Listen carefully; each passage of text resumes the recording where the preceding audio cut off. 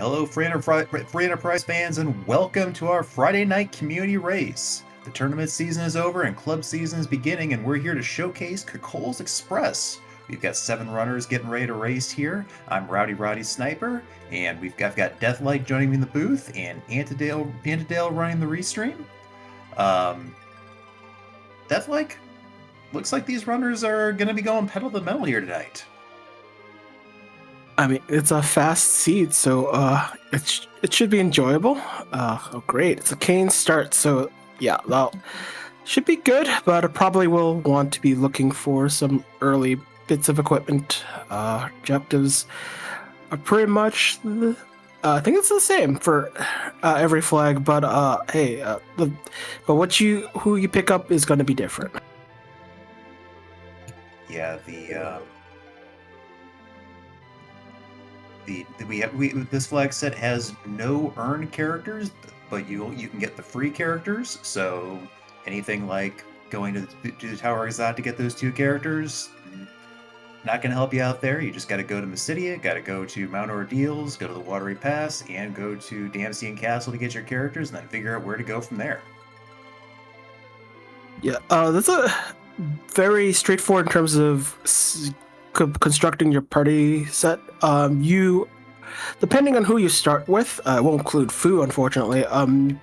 Probably will want to think about what your pathing is for characters. If you start with an edge or pick up your second character's edge, you probably may want to not get try to get your characters immediately. You probably may just want to defer a little bit. But I think if you start with like a terrible start, you probably want to start looking for characters immediately. I think Mysidia is probably the best place to start because you get 2 characters. Those were you would pick up the twins. Other spots, I think the MCM would be also good because you'd be looting and getting the free character there. The waterways. It's questionable, I think, in this particular flag set only because it's out of the way. Yeah, you get a character, but the loot density is not so great. You may want to the best looting start for any seed is usually Babel and Castle, and since monster boxes are in a fixed location, you know where they are, so you can loot happily as long as you remember where the monsters are. Never had to restart a seed because I forgot where those monster boxes were when I was looting my first 5 minutes. Never done that. But yeah, no, this is T Wildish and max tier 7, so there's a lot of good stuff. However, shops are only going to have free cabins. So, we are just going to see what we get out of these boxes, and we have Tella joining Kane. We get a Baron key, or the Baron key from the Antline. It looks like a couple of Moon Veils in that starting kit. It's always a solid set of items, but probably you still ending up wanting to loot one way or the other. As for cabins being free, that's not a benefit per se. That just means that everything. You can't buy anything other than cabins, but also anything you have worth something is equally in terms of sell value is trash. So there's 0 reason to just to sell anything because they're all worthless just as well. So buy your cabins and forget about it. And but also, just make use of the trash. Garen is taking the free item from Bedward, and that will be a...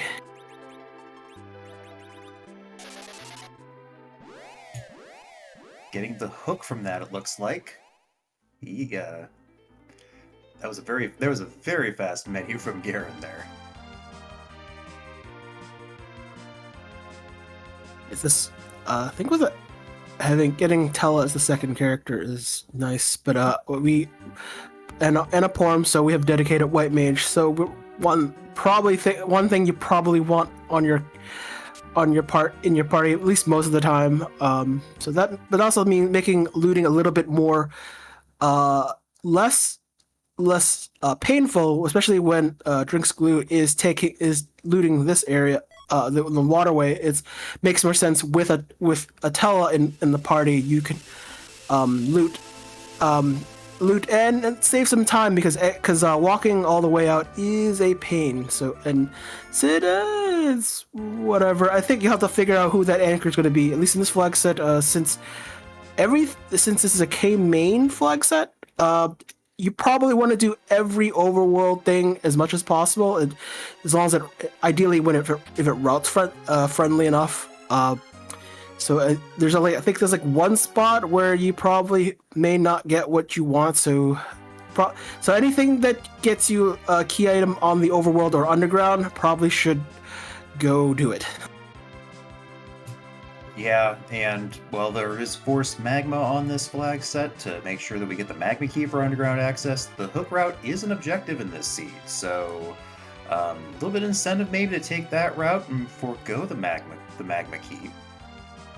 We did see Garen finding Cecil here in Damsian Castle, which Drinks Glue is about to get as well. So once we get a good weapon for him to match that power shirt that Drinks Glue found in Watery Pass, he's gonna do some big numbers. So the character in Damsian is Cecil. And we have both Tella and Cecil. So Mount Ordeals is already in probably a good place to go anyways, but now you probably want to go there as soon as you get a decent number of levels, at least for the lower level characters, Kane, Porum, Edward, although I'm not although maybe holding on to Edward might pay off, as the key items will flow, so a Spood may or may not be early, hoping the earlier the better, or you're forget the other. Sid was the other character. We haven't checked the Mount Ordeals character, so we'll find out as a definite trip to Mount Ordeals is going to happen anyways. Yeah, like you said, that K main flag being the only place to get key items in this flag in this seed, that puts more of an emphasis on Ordeals than we've seen in recent weeks here with our tournament flags having the items spread out amongst the different seeds, so definitely makes that a lot more of an appealing check.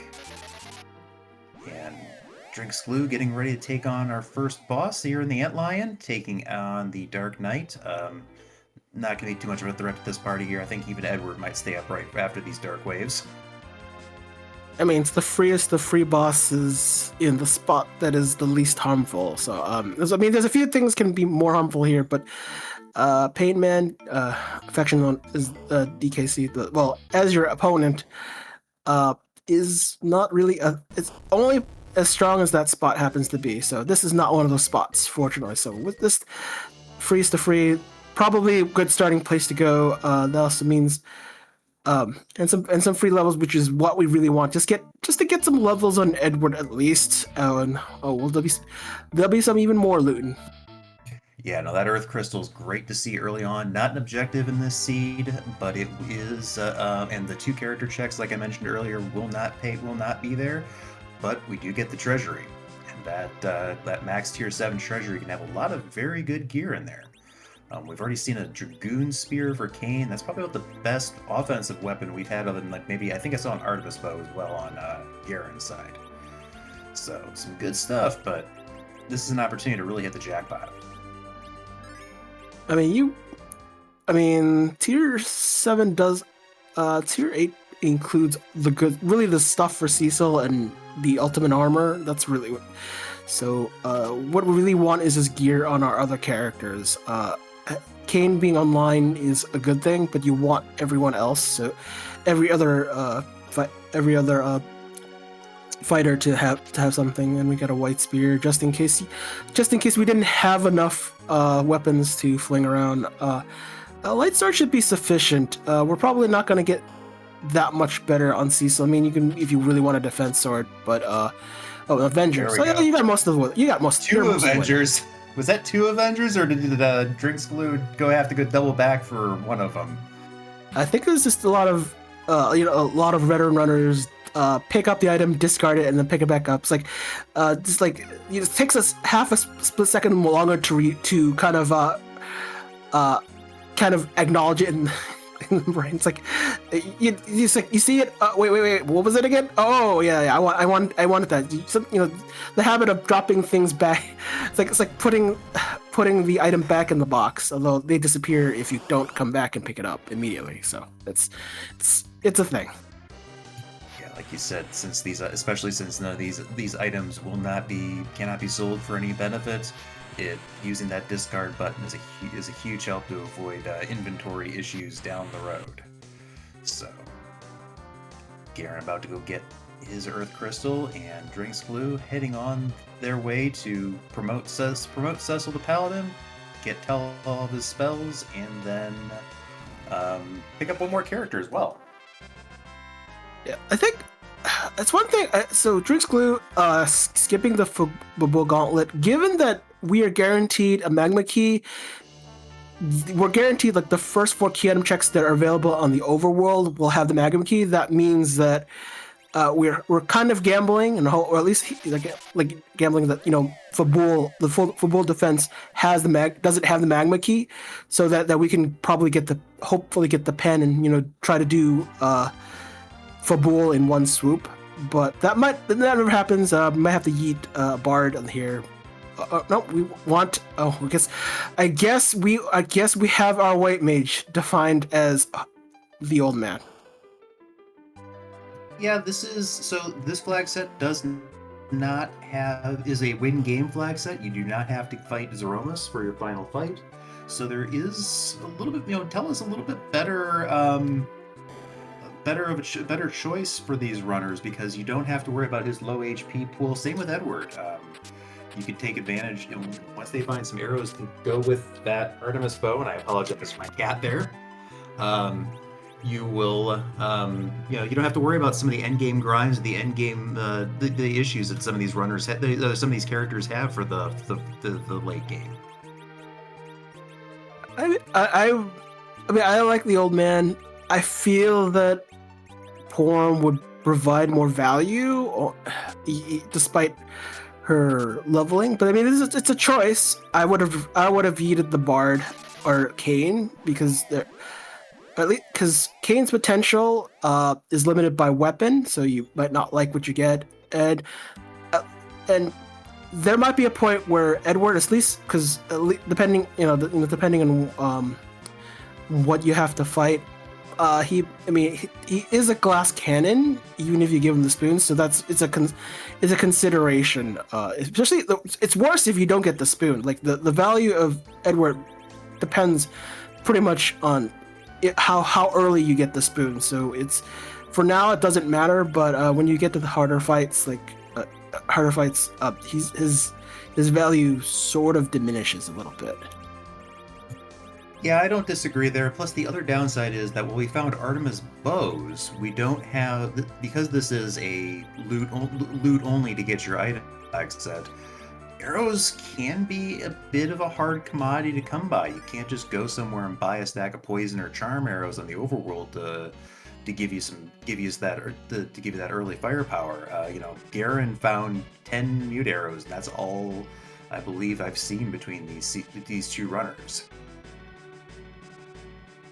Yeah, when you're not able to have arrows to consume, it does get kind of dicey on the arrow front. I mean, you probably will get some.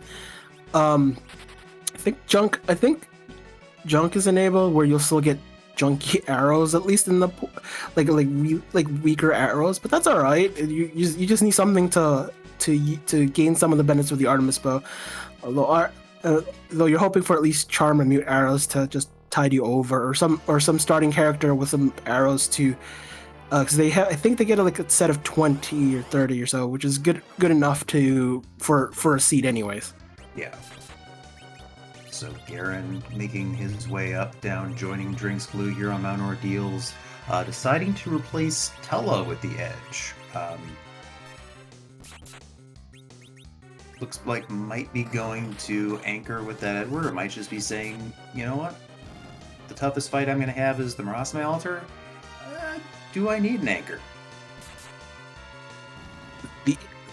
The answer is every so often. I would rather have. I would let's say that. Think about it as you may have to have a trip back to Mysidia if you need your anchor. If you need probably which will end up being Tella or Sid. Probably Tella would be the better of the two. Sid, while having a truckload of HP over time and slow. Probably. I mean, with the Artemis bow, you might not get your arrows. And if you're trying to share your arrows with two characters in a seed where your arrows are going to come from loot, this is you're tying up resources and not in a productive way. So, but I think it makes sense to. I mean, Drixglue is going to have Tella as the anchor. I'm not. I think you have, especially since this is not a sea hero seed, probably can kill off someone to be the anchor. Should really be defined much earlier for Garen, but probably will. I think Garen was making a gamble to pick up the anchor back at the Tower of Wishes just in case. Yeah, and those plans might get changed a little bit because these runners getting the spoon here at the top of Mount Ordeals. So that, as our tracker Beauty and Discovery has pointed out, that both runners keeping Edward feels pretty good right about now. If you're guaranteed to get all your key items in the overworld, it is that much more likely. So, even the spoon is always guaranteed in a seed. So, well, actually, there might be some exceptions, but in this case, it will show up. It's just a matter of when, and so it just happens to be. I guess it must. I guess it's just a secret that it's the key to unlocking Edward is on her deals. Just even though it's really for Cecil and Tell. Yeah, it looks, they get you come up here expecting two people to unlock their full potential, and Edward sneaks in and reaches his full potential as well. So as a runner, with the embarrassment of riches that we have gotten in the first 13 minutes of this seed, we've got two Avengers, because Garen did have, I did see Garen did have two in his inventory. You've got a ninja sword on Edge. You've got a spoon. This party has offense to spare. It does. It could be too much in such a way. At this point, I think I would betray Kane, because this is the seed where betraying Kane would have made the most sense. That's just keep the Tella as your anchor. We want Porm as our white mage, and that would, because for Zerker team, when you just punch everything, Berserk is a great spell. Then you've pretty much got it locked down. Kane does not wouldn't actually add much here. It's unfortunate, and you got a good weapon, but it's just not the same value proposition here. Yeah, no, I mean, we've got a Dragoon Spear, which means that any of the bosses with dragon weaknesses, Kane can do some extra damage to. The White Spear as well to help boss the holy weaknesses, but there's also really good darts for Edge. Edge in most seeds will provide value. Now, I think we've at least got a ninja katana, and we found the way to get the underground the real way. Probably, I almost think it'd be worth worth just doing that instead of, we don't have to do the hook route as we were forced to get magma. So I think we can defer Falcon as the last or next to last thing to do. We need the teams just need more XP, and they'll probably get it from doing a few underground things. I probably want to at least peek some of the bosses. Maybe do dwarf early for a decent piece of experience that it would provide, and the key item. Yeah, I think it makes sense to do that. That way, you've got the opportunity to, like you said, get those extra levels. With the Avengers, with a light sword, with everything that we have. Not as much incentive to go searching those monster boxes in Evelyn looking for a holy sword because you're doing pretty well. So even though they're a good experience, I can see trying to just focus on doing doing key item checks rather than getting some better gear potentially. Yeah, normally I would be in one. I'm one of those guys that likes doing the monster in the boxes for the XP, but more incentivized if the key items were in them. It is one of the flags that, and of course not enabled for this seat, but it's one of those flags where it would incentivize actually doing the grind through the monster in the boxes. But I think both our runners are in the same mindset. Get your free key items, and at least we don't even need to peek the bosses unless you want to see what's not in the pool of bosses that we are required to fight. The bosses in the Feymarch are not required. Just that they would be part of K Summon if we really had to. But I forget what it was, and I don't think it was relevant. The item in the where the rat tail would have been in. It was the Luca key, so that could be a check. That could be an item down there. Oh, we're definitely gonna have to look. That's the reality. There's one miss, so you probably will have to check on it. It doesn't have to be immediate though, so. But also worth pointing out, these runners did start off with some sirens in their starting kit, but because the no experience flag is on, they're pretty much just nice little noisemakers, because we're not going to, even if you summon the enemy and kill it, you don't get any experience for it. The only way to get experience is through bosses or through fighting monster boxes. Yeah, siren would be nice grind opportunity if it were a thing in this particular flag set. So I would, yeah, sirens. I think the only real value of sirens is if you want a item that you could steal from an enemy. Most popular one would be like a silk web, where we can't find in a shop. We just need one silk web for a particular nasty boss that would trip us up a little bit. We need the extra speed by slowing the boss down. So that would probably be the only thing we would want to steal, and frankly, not. I don't think it's that much worse, especially when we don't have to do a Z fight. Yeah, very good point. That is an excellent use of a siren, one that I've done many times in this game. But yeah, I think with two Zerkers, speed of the bosses isn't going to be our biggest concern. You're doing a little of extra looting here as opposed to Drink's loot. Getting an extra power shirt and a coffin out of the Feymarch chest, and just getting a ribbon there, which is a nice piece of defensive gear. Well, loot in dungeons tend to be better than anything in a town. Yeah, we have T Wildish, but there is a sort of there is the randomizer, at least the default, even though it's Wildish, it's still weighed based on what the value of the treasures is depending on how the area. So if we had to do a required LST dive, which we do, but we're not really gonna loot. We could loot it because it'd be pretty easy and pretty valuable. The loot in the LST would be far greater than, say, the town of Baron.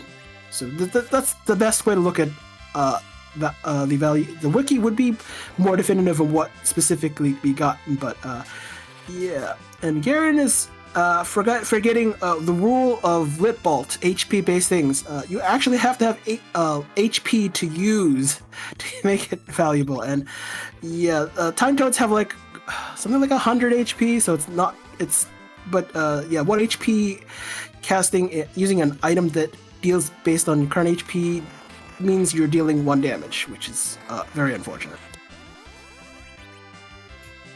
Yeah, but get powered up on that Toad Lady check. Meanwhile, Drinks Glue is in Baron Castle working on liberating that. Already threw Antlion at the Bygone spot, and now taking on everyone's favorite collection of orbs, the CPU.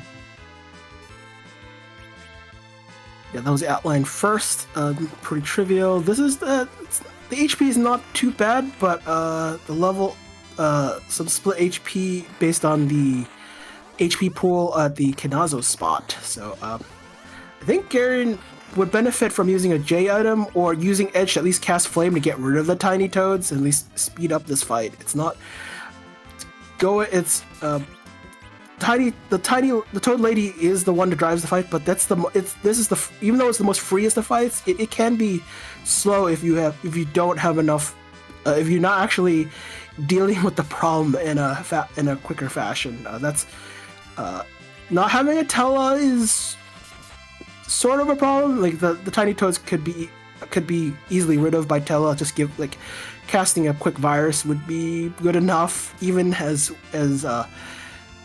not as strong as you'd like in a wizard, but still be good enough. So, Garen finally getting through that fight. I missed what the item was. Moonveil. But I did. Moonveil, okay. Very nice to have again. Can help with the hook route, can help with that Marasme altar. Meanwhile, Drinks Glue getting through the Baron Liberation and getting the tower key. So that lower Babel check in the underground now looking a little bit more appealing to them, perhaps. I think the Zot.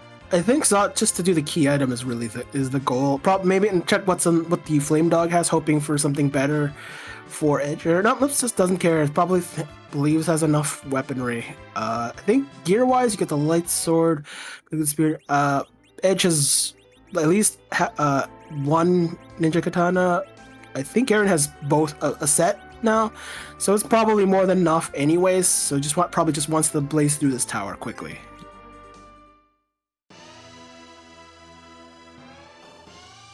Yeah, and might be doing a bit of a counterplay. There are 7 runners total, 5 off stream, in addition to Drinks Glue and Garen. So might be trying to do something that runners are going to be a little bit less inclined to do because, well, it's a slow check. There's cutscenes galore. I tend to try and put this check off as much as I can if given the opportunity. So. Might be trying to go where others aren't. I forgot where Garen is going for this fight. Oh no, is the Fabul defense, but didn't even get a Wyvern to Blarg. That's unfortunate. Drinks was trying to do the back row glitch, but doesn't have any arrows. Even though you have the only way for the bow and arrow back row thing to be set, you have to actually have a set. So the bow itself or the arrow itself is not enough. You actually have to put it in both things on the character to get the glitch going, which is unfortunate. Both these runners running into a little bit of some struggles with this looting as Garen gets the adamant armor from the Fabul defense and Sheila 1 provides the rat tails. So another key item check for Garen.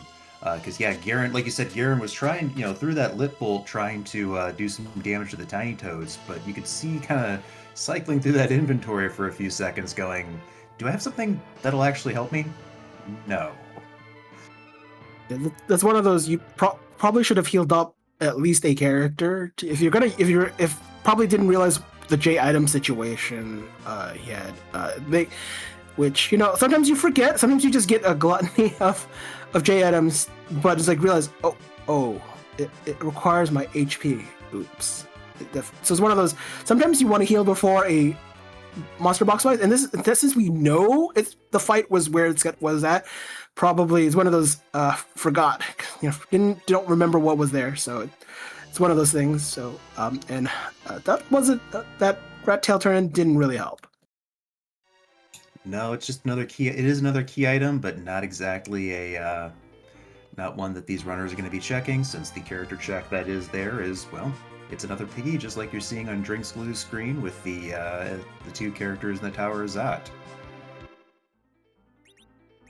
This spot can be pretty dangerous if there's a spellcasting type of beast. This is not it, unless you want to trigger the quake. But that requires a radius, so that's very fortunate. Because slow is not a really offensive spell. Yes, it does what it does, but doesn't really hurt you. And when you have a party of 5, it doesn't really hurt you. If you'd be surprised, slow on you. Yes, you become slower, but you know how much slower you get in this game? Not that much. Boss is a different story. Yeah, I feel like if anything, the Pale Dim slow counters are really just more about slowing things down with the spell animation rather than the actual the effects in the active time battle system. And you mentioned checking the Flame Dog chest earlier in Deathlike, and Drinks Glue is probably going to be wishing that they'd done that, because that's a crystal sword for Garen Cecil. Yeah, I would just do the check just to hope for a better edge weapon. That's like the small. That's like the. I mean, obviously Cecil is the golden option. But if you worst case you get an edge weapon, I'm fine with that too. Because in Drinks Glue case, just having one ninja blade isn't enough. It's good enough, but I'd rather have a second one, a Mura or a Masa. But but a crystal sword is the coup d'etat, as they say. I think it is a coup d'etat. Drinks Glue getting the Sand Ruby from the Tower of Zot. So again, just a character check that is completely useless in this flag set. So gonna go up that lower tower where there are 2 key items checks waiting for them. So I really like this play. This is your density right now. We also saw on Drinks Glue side a blue robe is going to be waiting for them at the second Dwarf Castle boss fight, and I don't know about you, I get real worried about a gauntlet fight when I see that. Would you be tempted to kind of fade that check and kind of make Dwarf Castle your last location with that knowledge? I would do it just for the levels. Those levels aren't that great, but they'd be better than what they are, at least for both our parties. I would probably do it for the sake of doing it. But having this is probably a better option first. Just because I would just do the monster in the boxes, because sirens are pretty free-ish. Like they're mostly safe if you in a controlled environment. So I would do that and hope for some loot, and then come back, because Drinks Glue is probably not in terms of weaponry. I don't think it's as great as Garen. Garen probably doesn't have to worry as much. Having pretty much all his berserker set up. The mages do what do they do? They're probably gonna contribute offensively. So this is probably the best, at least for Garen. Drinks Glue probably makes sense, because doesn't make sense to do that, because there is some pain in that spot to some degree. Mostly time. Yeah, I think the big things that Garen has found, aside from a stack of arrows that allows for back rowing, that's Cecil. Did get a second ninja sword to go for edge, so he's got 2 very, very strong pieces of ninja gear to attack with, and of course that crystal sword. Do have the Dark Imps here at the top of the tower, so this is a little annoying in many cases, because this is a somewhat high physical attack spot, and you're going to get hit with 3 fights in a row. Be curious if these runners decide to use. I think I saw an hourglass too in their inventories. Might want to use that here. Yeah, could definitely can potentially expose the bosses. But this spot isn't that threatening with a Tella. If you get the hourglass 2 is probably the safest thing to go. But if you, in the event that you don't have one, you could probably use Tella, use Size or Toad, having done Mount Ordeals to essentially neutralize the Dark Imps. Then they become a trivial fight. I don't think the spot is that punchy, because it uses the strongest puncher, and I think it just happens to be the good doctor in his final form, and it's not really that punchy because he never punches too, which is ironic. So yeah, But this spot is pretty free. Just has a lot of HP in the thing. But I guess we did get a worthwhile key item that we may visit. Probably will end up doing anyways. Yeah, we do still need the Darkness Crystal, the Legend Sword. We know where the adamant is on Garen's side. We still need the Pink Tail and the Pan, so we're starting to really run out of places where these key items can be, and yeah, we're definitely, and I think other than the Pan, they're all terminal key items in this flag set, so they can be at the end of any little chain we have. There's not really likely to be a chain. I mean, a deep chain. I mean, it's hard to say if this would be much of a chain. Because when you have just K main, you're pretty much gonna get all your key items by the you defer your trip to the moon as much as possible. So your key item. You're gonna eventually bump into your key item that you'll need anyways. So it's just a matter of time. It's just sort of depends on the order you do it in. Sort of. So Drinkslu getting the crystal for the tower key, the tower key, the super cannon check, and to go with that twin harp at the top of the tower. I think both these runners are now in the 10 key item bonus, so they will be getting double experience for these fights. So, to your point earlier about doing a little bit of a mini grind off of potentially that Babel Gauntlet at Dwarf 2, that definitely makes that worth a lot more than it normally would have been. I don't think the Babel Gauntlet, the Alt Gauntlet, Dwarf is high in experience. Like now, it's just not worth much experience. I mean, I remember doing grinds. They're not very good. They're just in terms of XP. If it were in the sealed cave, they'll be far better than if it were in Dwarf Castle. Like the location of your grind is matters depending on how weak your party is, and it's not in the right now. With Drinkslu probably getting up there in the XP for other boss locations, it doesn't have the same impact. It's like kind of like doing using, if you could use a siren, do the Lilith grind on Mount Ordeals versus doing a solo egg in the underground. There's a stark difference in experience gain just based on location. That is very true. Dwarf Castle, good but not great, but certainly not going to get you near as much experience as that Giant of Babel.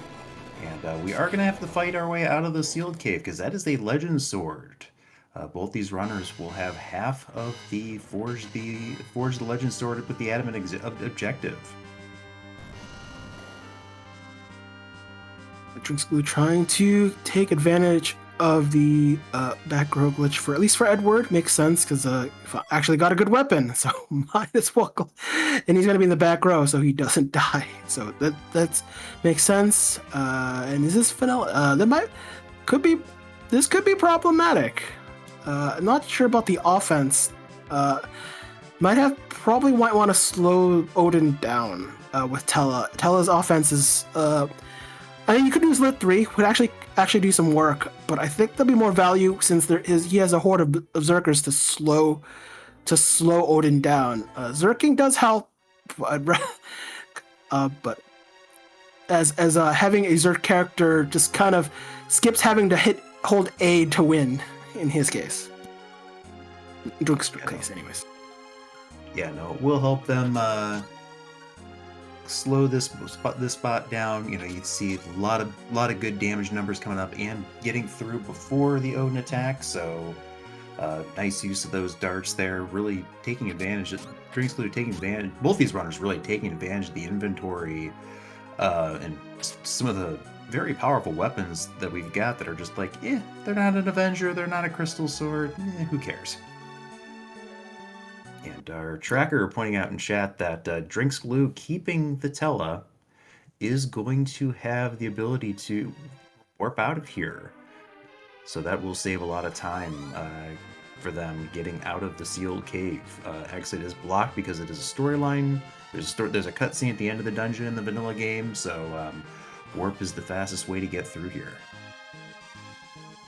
So trying to conserve on MP, making the minimum, what's called the minimum 4 warps required. You walk most of the way, but anything that takes more than a screen to walk through takes the most time. So squeezing every little bit of MP out of Tella, however many MP. Yeah, having a Tella does speed up things, is one of the things that you keep Tella over Sid is, yes, exit and warp are invaluable, and this is the only reason to justify his existence, but not only being anchor. So Tella's value is anchor and spell casting. Well, speeding up of everything else.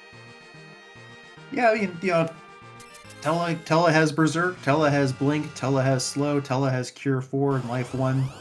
As far as a White Mage, that's pretty much and Wall, so those are pretty much the main spells you're going to be using outside of White on a Z fight. So, like I said, on a flag set like this, he's a pretty good option to have. I genuinely, I don't necessarily turn my nose at Tella early on. Yeah, the value of Tella increases early on. Late game may not be as valuable in terms of offense, but for the utility, and Garen is having a bad time. Probably will need to try to rejigger the character slots so to provide an anchor, which is actually the kind of the ironic problem of ditching the Tella.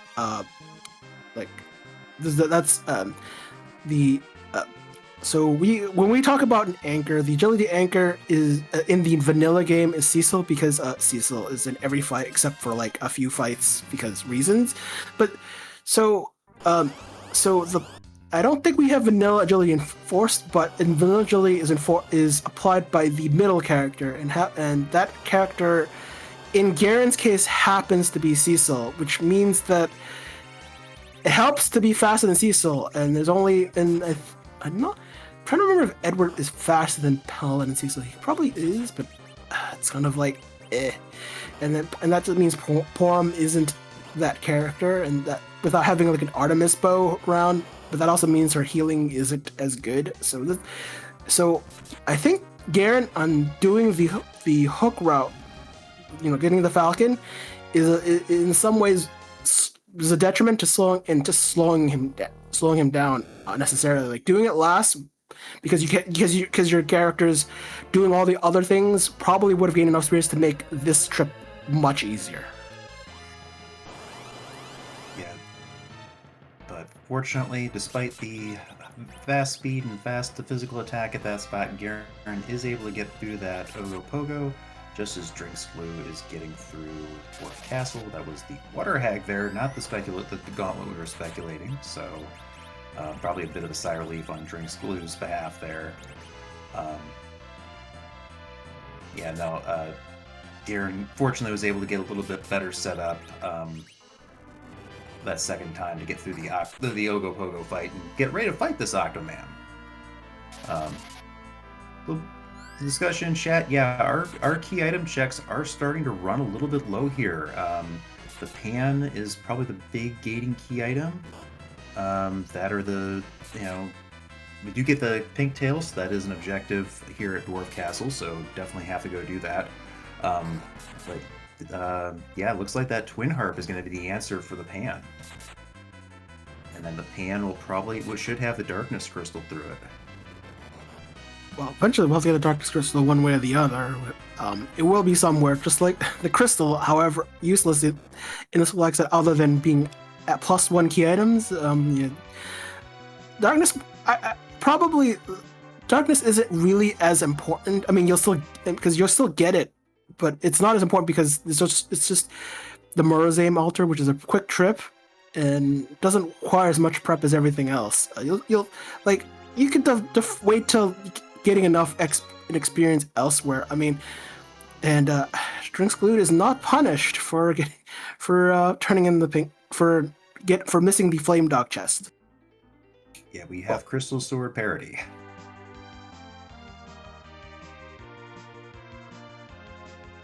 May not be punished as much. The use, you remember, when you get the weapon, you can kind of see how much faster a fight is going just based on damage. So I don't know how many seconds that may or may not have shaved, but it's one of those things. So I think Drixglue believes just might as well do the Falcon before doing other things.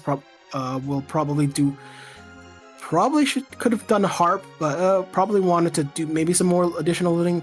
At this point, I don't think any looting is necessary. I think our runners have all the weapons they really need, anyways. So that should carry them for the rest of the seed, anyways. Yeah, I think you're right. I think that most anything here, these runners are not going to be too excited about much of the loot left here, just because. Crystal swords, Avengers, ninja swords, spoons. Their cup truly doth runneth over here in this flag set, in this seed here today.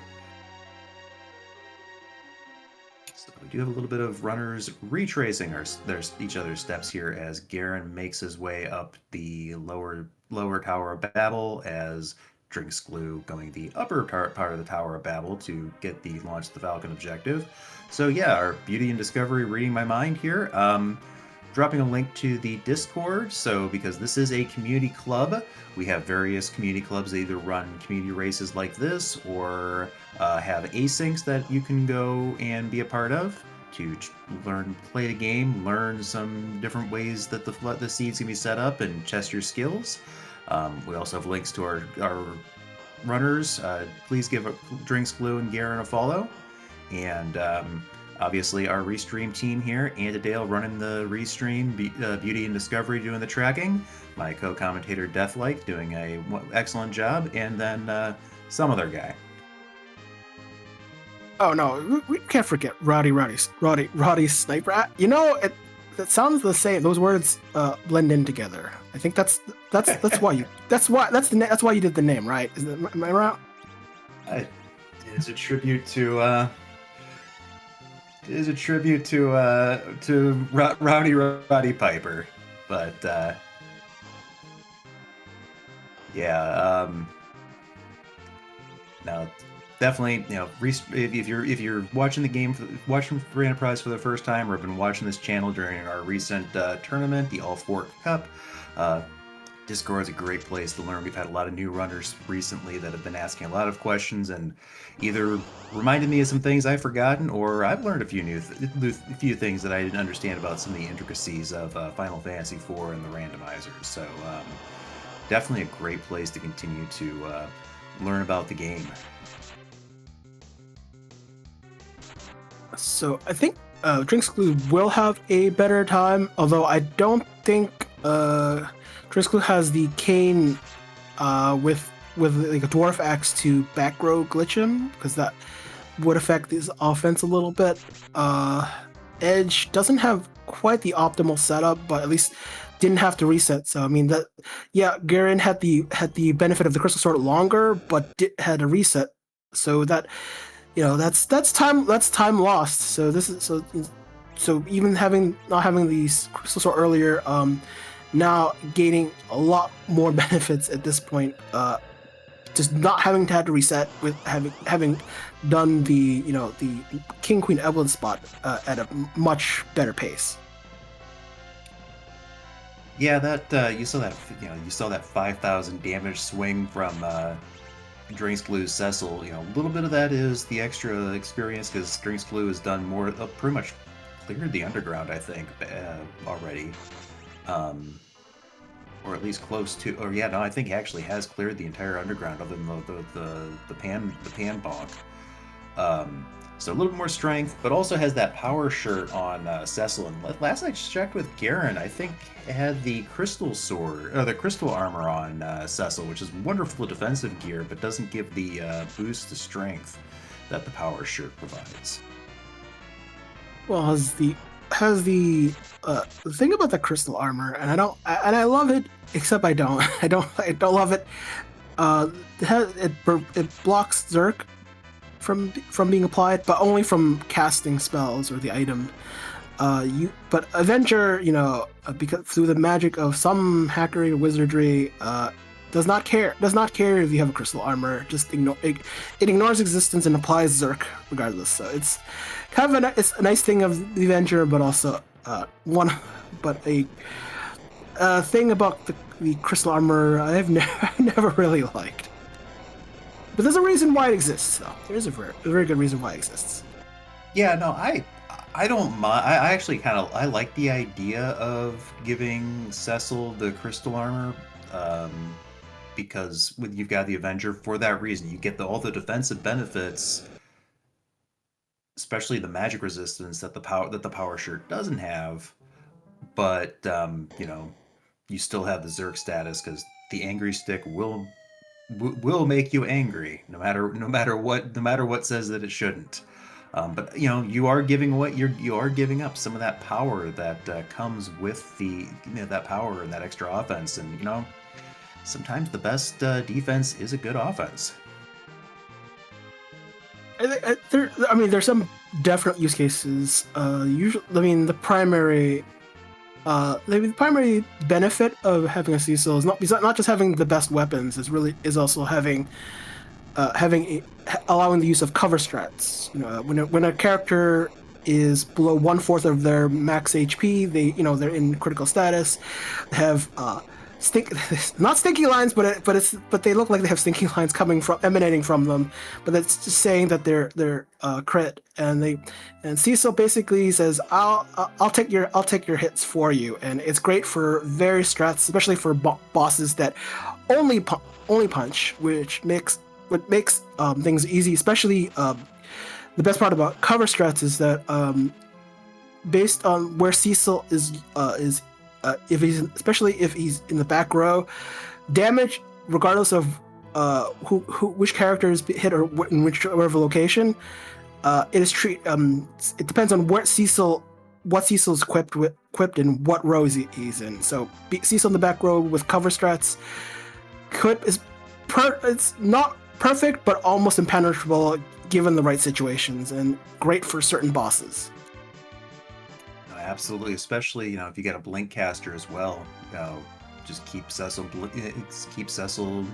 nice and protected, and let him just cover for everybody. Especially if you don't have a holy sword or anything that really gives you that offensive power, you can just say, hey, I'm gonna let you. I'm gonna let everybody else do the work, and Cecil will keep you nice and covered. Drinks Glue making their way back to Fabul, getting ready to check Shield 1, and I think finally do the Fabul defense as well. Been putting that off, which makes sense. A lot of runners like to wait to do the Fabul defense until they get the pan, because that way you have less trips back and forth to Fabul and to check Shield 1 and go up Sheila's tower. Travel time is non-value added time, so you want to try and minimize that and hope for that single dip of Fabul, as we call it, but Seed says not today. Sometimes you do a second, sometimes you do a third. It just sometimes Seeds what that they are. I would just I'm in the boat to just guarantee two trips. Just do the Fabul defense. You'll come back, hope to pick up the pan, and hope for the best afterwards. But there's every so often you get a third trip because reasons beyond your control, or the Seed is laughing at you, which is just as well. So Drinks Glue getting their Adamant Rock and Rat Tail getting ready to getting able to light up another objective. Meanwhile, Garen also getting That was the pink tail at Dwarf Castle, right? I believe so. So not in a rush to turn it in. We know what we know. It's going to be the best free weapon. So, but which Garen already has. So not as valuable. Drink School will tell us what the rat tail turn in. Oh wait, it's the package. So we'll Drink School will find out what we already do. So yeah, probably realizing I guess everything's locked behind heart because I think that's what Drink School has left. Garen is doing. Well, Garen will find out. Oh yeah, hey, we need this key item, and we'll find out, and we'll also realize. Oh yes, harp is the place to be. Yep, and Drinks Glue is a little bit ahead of our runners on our runners here in Restream. We do have 5 other runners off stream running as well, but Garen is up this loot the sealed cave check. Garen will get the legend sword off this check and then realize, hey, I hope it's a good harp song today, because we'll have to run up and do that.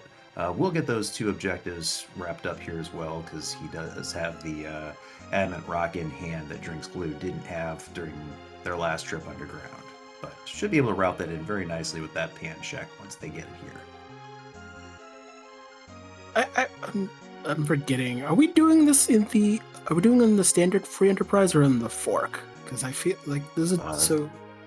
Yeah, this is the standard free enterprise. Okay. 0.6 off of our main website. Yeah. Is it Gale Swift Fork? The Gale Swift is the fork. There's some forks of free enterprise. Some of it's for community needs. Some of it's some experimental. Some it's different from going to be the main 5.0. I think 5.0 is still in alpha, still being tested because software is meant to have bugs because reasons. But for now, I think we're going to quiet down and let the music play.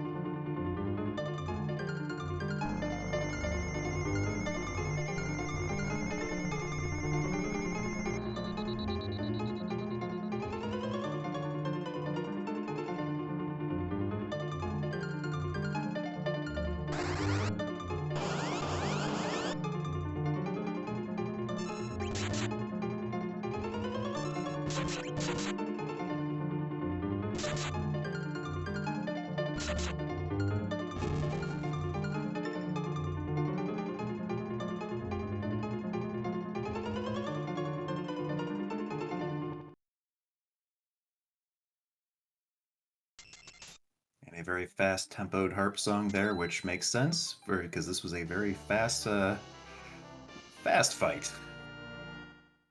That plague didn't even get a count off before the runners took care of that.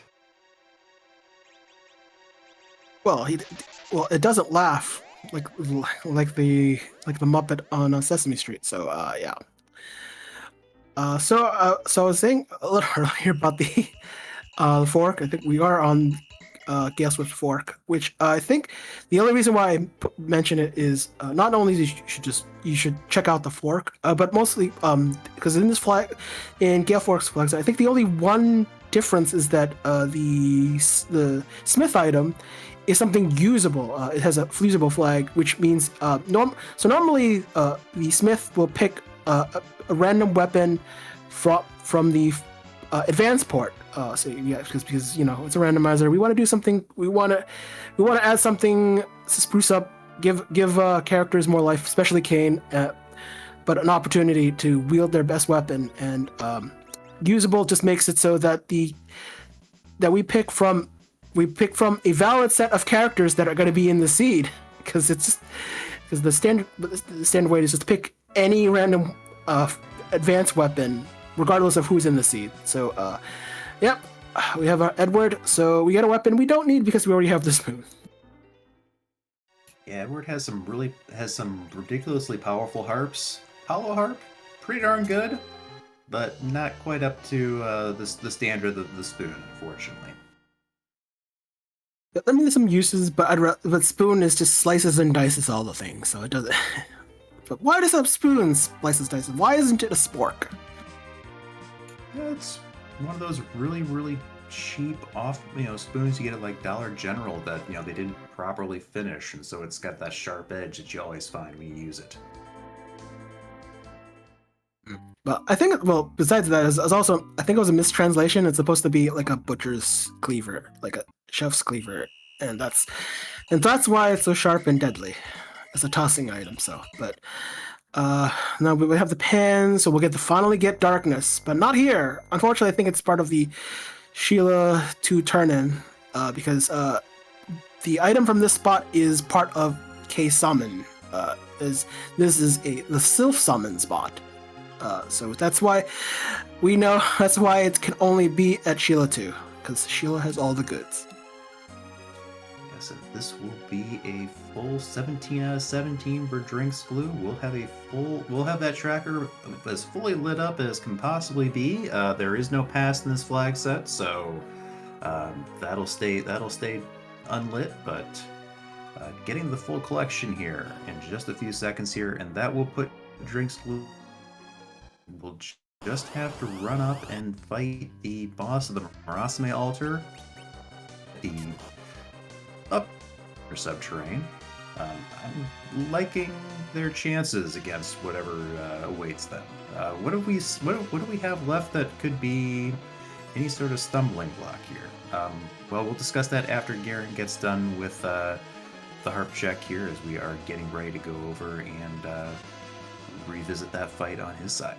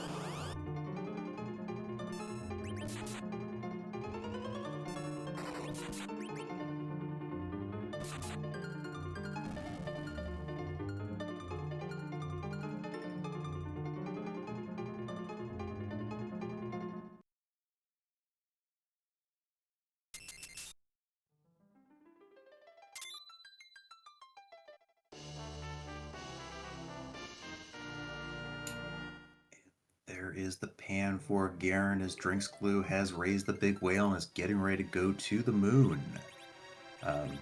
Chat pointing out that probably the two of the three fights that I can think of that would be a pain right now: Golbez and the D-Mist. Also, we still have that gauntlet we were talking about earlier out there. That was just the Water Hag at Dwarf 2, so we could run into a bunch of lunar subterranean monsters in a trench coat waiting for them. Look, if you didn't like first grind, how about second grind? That is always a possibility. So yeah, there aren't too many bosses left. Paladin spot, HP is alright. I think the magic spot is, I think, not overly strong, but it can be annoying. There aren't too many bosses. There's definitely things that are slower runners down. So, could there be anything more devastating when we CPUs out? Golbez has still large actual all gauntlet is the slowest of them all. There isn't too many at this point. There shouldn't be too many. I mean, we'll find out soon enough what that is. maybe a Val. But you have but I think both our runners have Kane, so should be relatively safe for the most part. This is always annoying. Yeah, there goes one melee attacker, and Drinksglue trying to use the Thor Rage to scare Kanatsu before he can get the wave off. Missing with the first one, but might be able to get this one off here with Tella, which will be a big help. Trying to get that big wave down. I think that with Kane and Crystal Sword, Cecil now berserked, should be able to make this a little bit more manageable. We'll find out how successful they were. Somewhat, pretty successful. I'm concerned. Was that a manual attack command? Because if it's not auto, then weapon changes actually are made, which actually makes it as weak as the Avenger, not Crystal Sword Zerk. So yeah. One of the bugs, one of the bugs exploited with the Avenger is that when you equip the Avenger and then it takes over once you leave the item menu, it keeps the weapon that was wielded and doesn't change it to the Avenger. So you basically gain all the Zerk advantage of the Avenger sword, but also the same power as the weapon that was previously switched from. So in that case, it's the Crystal Sword. So you have the power of the Crystal Sword, but with the auto Zerking power, it can be just removed like in the Z fight, but you don't want to actually put in a Zerk, and that I think that might be it's weak enough, should survive. For a moment there, sometimes wave can be devastating, especially when you don't beat the living pulp of the target. The more HP it has, the more damage wave does. And that is it for Drake's Glue. Don't know what the time is, but that should be it. Time will be official as soon as the screen says all objectives complete, and there it is. Get your GGs in chat for Drake's Glue. Getting through that Kanatsu, a little bit scary there, but managing, again, best defense is good offense. That's what Mel the Cook and Alice always used to say. And Garen, just about ready to go down and take on this fight, should be also in extremely good position here to take care of the turtle.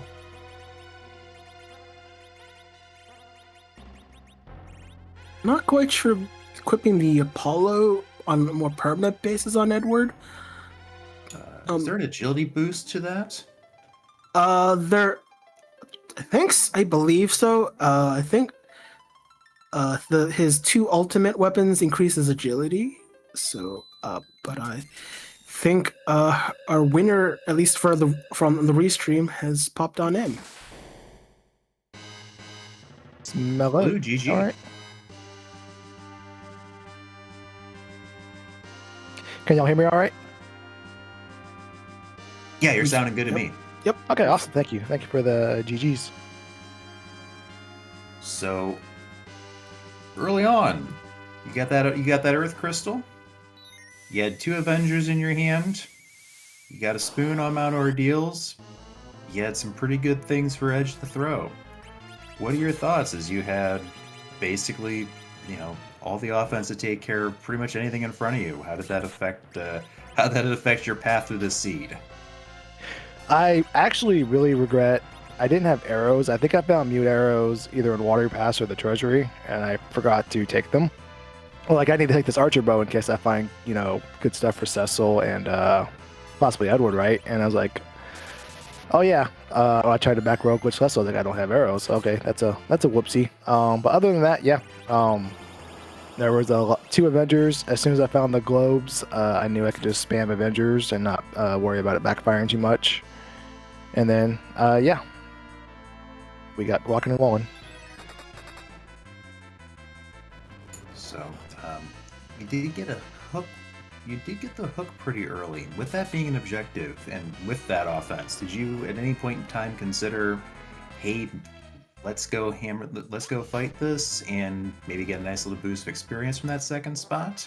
Or were you just like, nah, let's just stick with the magma key? I was thinking about it. I just wasn't like fully sure how good of an idea it was or wasn't, because like you have to do the hook at some point eventually, right? And I wasn't sure. Like that was also why I wanted to do end up doing the Earth Crystal. It's like I'm probably end up doing this anyways. I think it just makes more sense to maybe do one or two things when it's more level appropriate than it is to go like do the Earth Crystal or the Twin Harp. When your level's starting to get to the 40s and you just one shot everything. Because I think it makes like limit some of your risk when you go down to the tougher spots. That you just get the levels from those, and they can kind of snowball you throughout the seed. Yeah, I was advocating for that. Like, it's like you're required to get the magma key anyways. Why are you in a rush to do the hook route? You can do that whenever you feel like it, which probably worked out for you. At least your opponent on stream did it early, and I got punished for it. So I think that doubt I think helped you out, because you wouldn't, because that would have probably slowed you down at least a little bit. I also had a handful of goals. One of them was to do the entire speed on Battle Speed 1, and the other one was the never wipe. Just like, I'm a big believer if you just clear game and keep momentum going forward, good things eventually happen. So that's like, I feel like that could have been like, also like maybe that turns into a roadblock, because then you got to slow things down. That's a pivotal point in the seed. If you guess one of those things where like, yeah, if it's cool, if you go down there, and one of the fights was going to be easy peasy, at least because you could have 2 white mages and blink through it. But I'm also a big believer in no white mages. So I punted Porm out there and rolled with the 4 melee characters. And I feel like if I get down there and it's really punchy or really unfortunate, it just would have, not gone the son of the momentum, so to speak.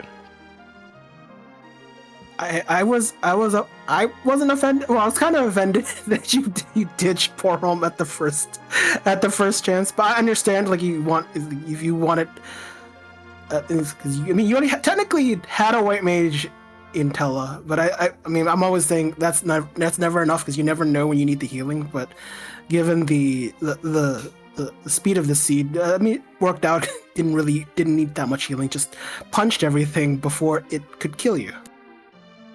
If you defeat them before they can defeat you, everything works out for you.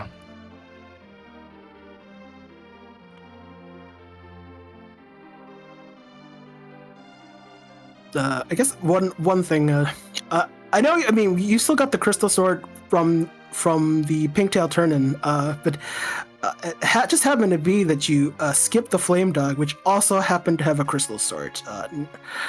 I'm sure you have no regrets, but I want to ask you, no regrets? No regrets. Honestly, when I saw the power shirt and the Dragoon Spear, I wanted to, do those things I mentioned, keep the battle speed on 1, and play through without getting losing any momentum. Just don't wipe. Just get through. Don't wipe. Maybe I don't do everything as fast as I possibly can, but things go well. But that was also a part of it too. Once I found the Dragoon Spear and the power shirt, I said, this is how I want to be aggressive. This is good enough to get King going. I want to let rock and roll with this. I want to see how far this can take me. If I fail, at least I'm failing betting on myself, and that's what I wanted to do.